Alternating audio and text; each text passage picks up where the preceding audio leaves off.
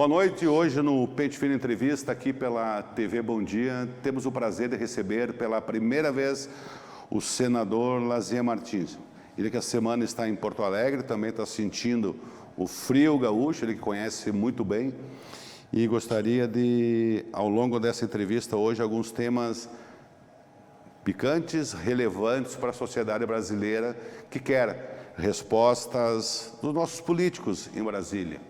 Então será um bate-papo bem franco e aberto, como é pautada a vida do senador Lazier Martins. Boa noite, senador. Seja bem-vindo à TV Bom Dia. Boa noite. Meu abraço a você, Rodrigo, a todos os leitores e telespectadores aí do grupo Bom Dia. É um prazer estar com vocês. Primeira vez, fazia tempo que não me comunicava. E estou à sua disposição aí, amigo Rodrigo. Vamos começar, acho que ontem tivemos um capítulo dessa medida provisória da Eletrobras, no meio de uma crise energética que o nosso país vive. Como é que o senhor vê esse momento dessa venda de uma estatal? Rodrigo, eu votei contra. Votei contra porque não há nenhuma dúvida de que a tarifa da energia vai subir.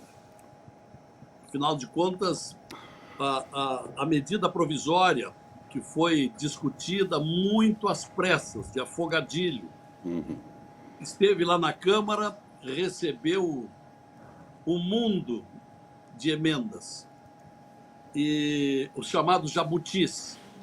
E o pior, os jabutis recebidos, isto é, aquelas matérias alheias ao conteúdo central da medida provisória, e usando uma expressão do Álvaro Dias, esses jabutis deram cria quando chegaram no Senado.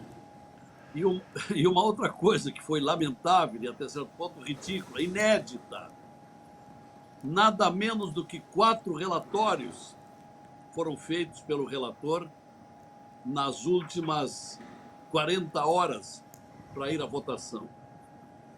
Então, por isso, foi uma votação muito parelha, 42-37. Nós defendíamos o cancelamento, a suspensão, deixar ir a caducidade, porque termina o prazo dessa medida na próxima terça-feira. Mas, na noite que precedeu a votação, o relator simplesmente atendeu interesses particulares de alguns estados, particularmente do Rio de Janeiro, do Piauí, de Minas Gerais, e na medida em que contemplou esses estados, conquistou votos, porque até anteontem o senador Flávio Arns, do Paraná, havia feito um levantamento e havia 43 votos contrários à medida, que acabariam com a medida.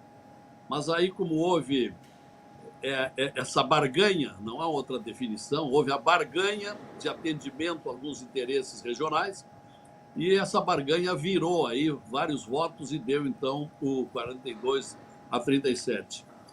Com o tempo que nós vamos ver os prejuízos que essa medida trouxe para o consumidor brasileiro.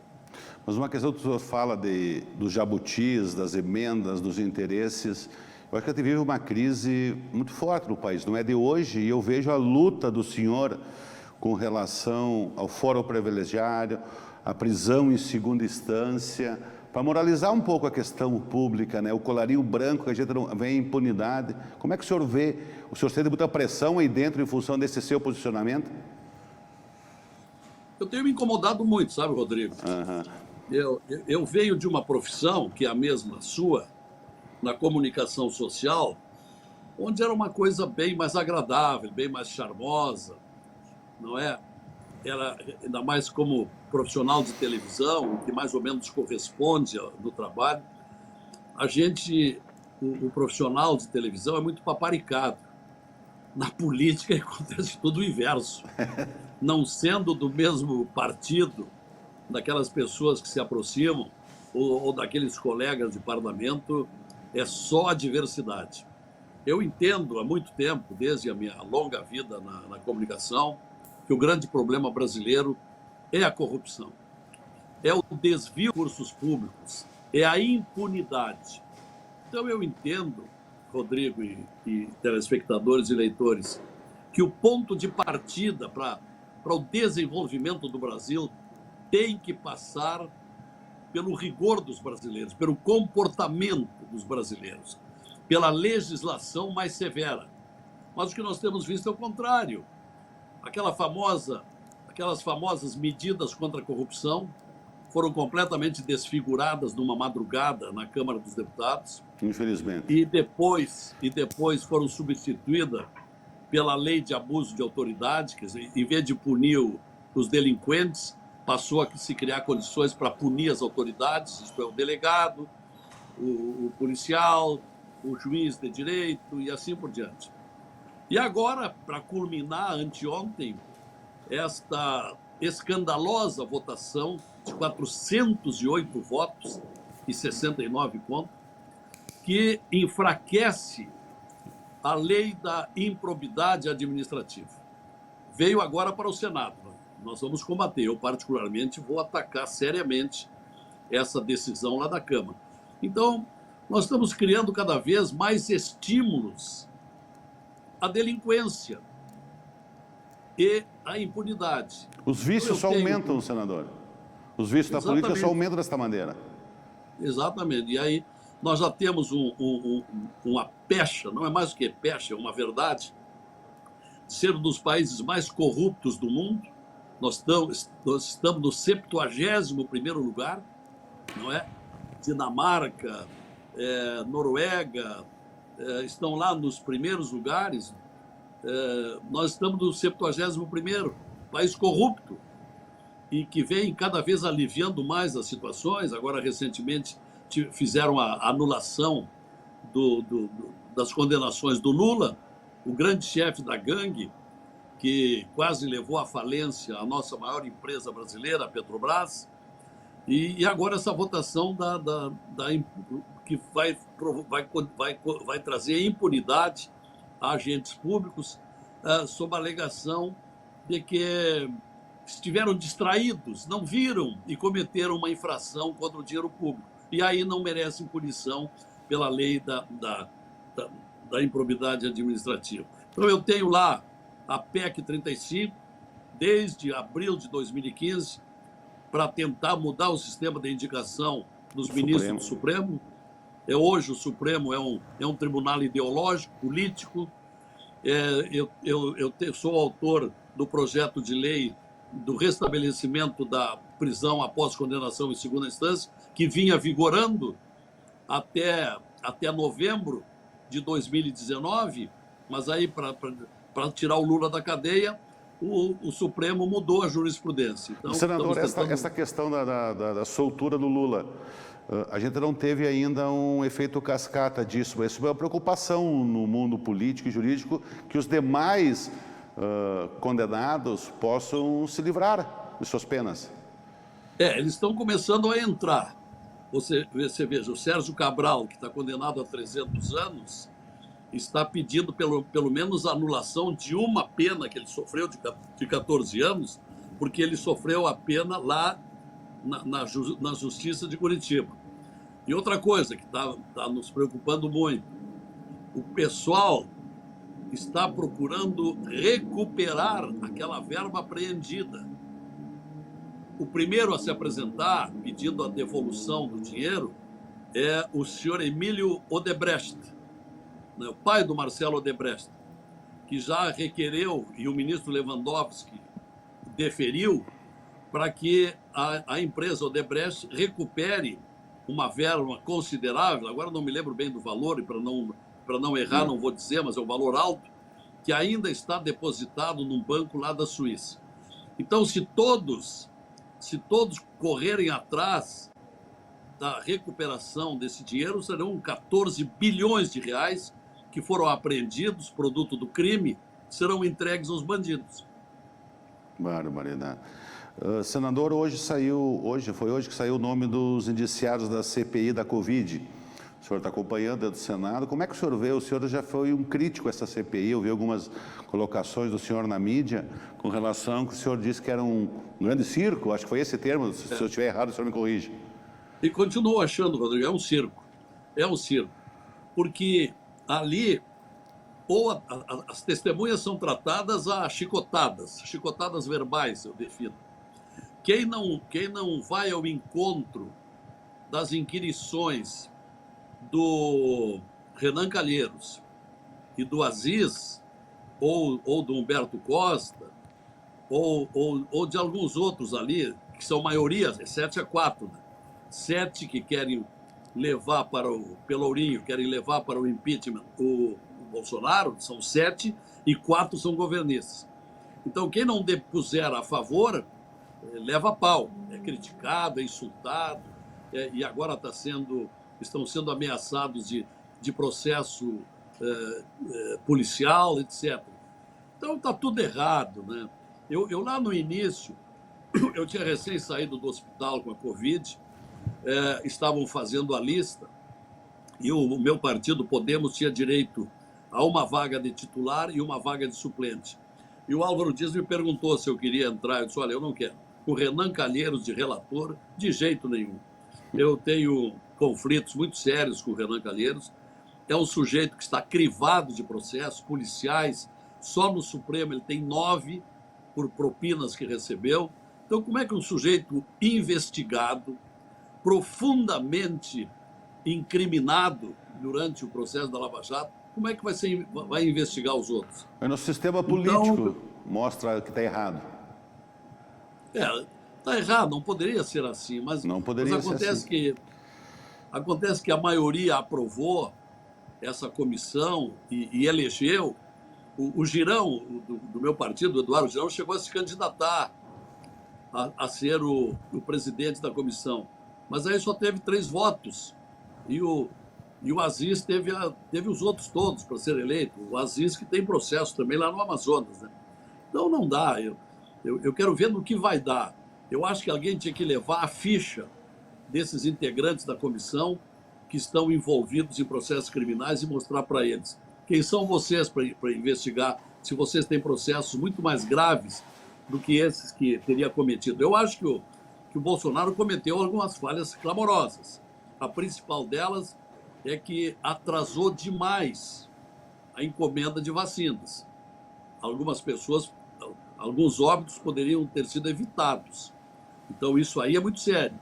Quando ele disse que era gripezinha, não se interessou, continuou andando sem máscara, não recomendou o fim das aglomerações e, principalmente, esse aspecto. Atrasou a encomenda de vacina, deixou de pedir bem antes, poderia ter sido dos primeiros a receber as vacinas. Agora, isso não justifica também uma CPI totalmente tendenciosa, parcial, como essa que nós estamos vendo. Vindo para o Rio Grande do Sul agora um pouquinho, vamos sair de Brasília, senador. Nós temos eleições no ano que vem, e parece que falta muito tempo, mas já teve vários movimentos aqui no estado. Ontem passou aqui para Erechim rapidamente o Onyx, que foi num evento em Passo Fundo.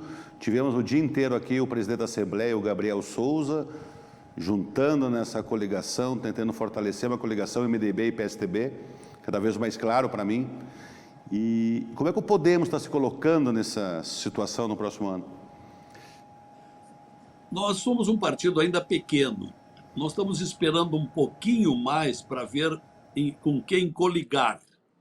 Nós vamos precisar coligar com alguém, principalmente para ter mais espaço na TV, como estão fazendo os outros.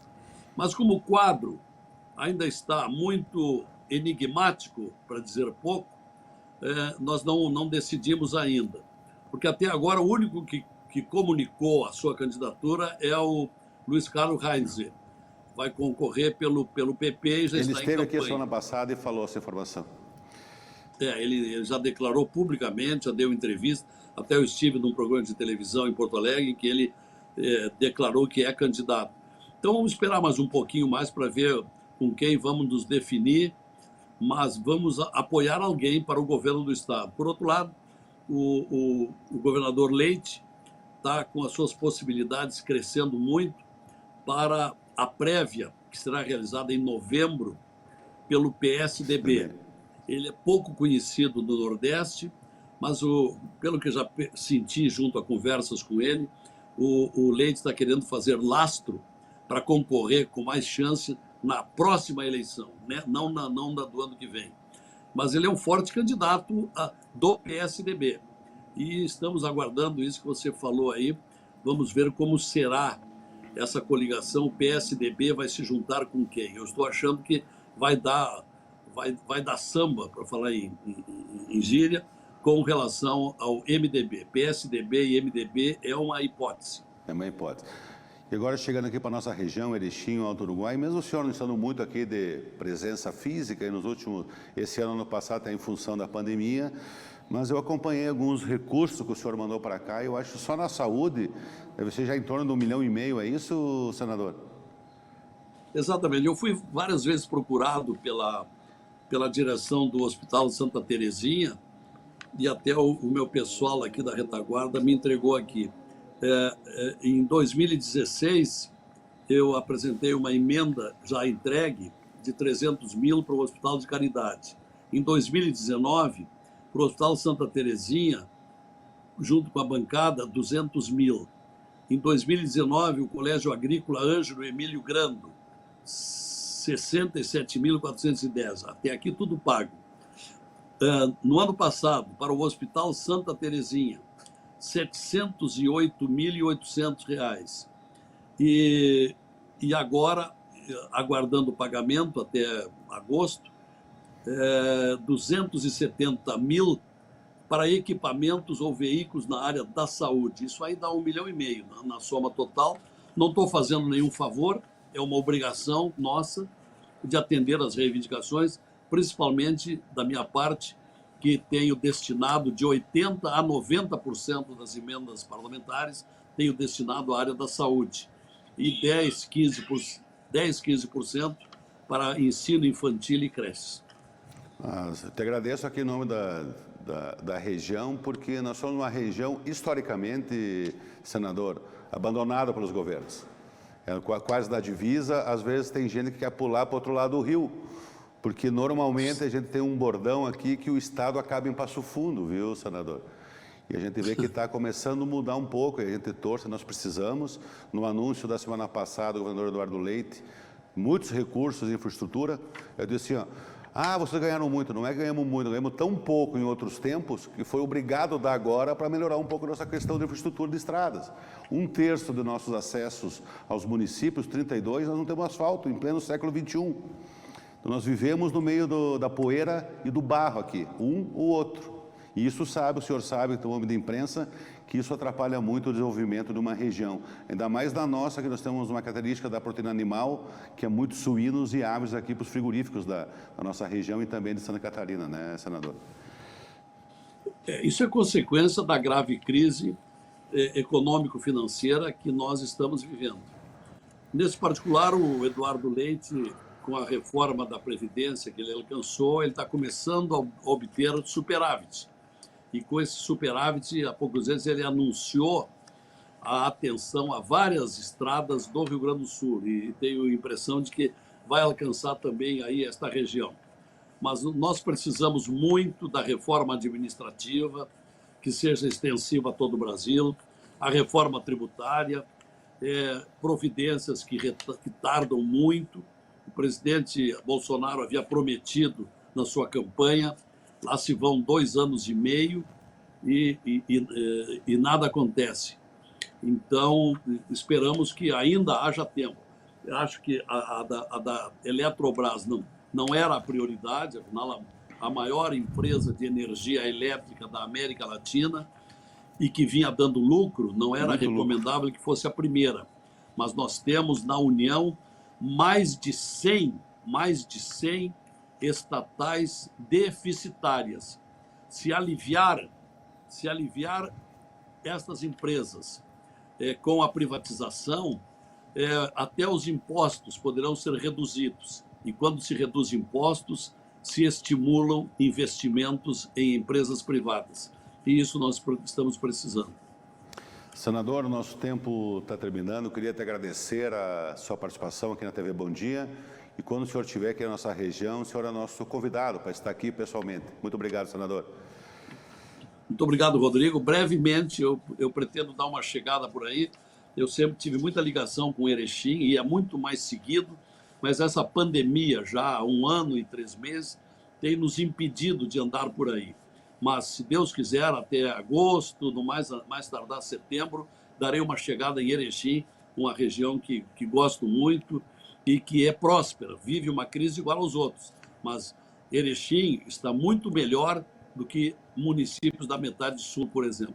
Obrigado pela oportunidade, bom proveito e que nós tenhamos melhores dias daqui para adiante. Abraço a todos, Rodrigo. Obrigado, senador. Assim, terminamos nossa entrevista na noite desta sexta-feira com o senador da República, gaúcho, Lazier Martins. Uma boa noite a todos e até a próxima.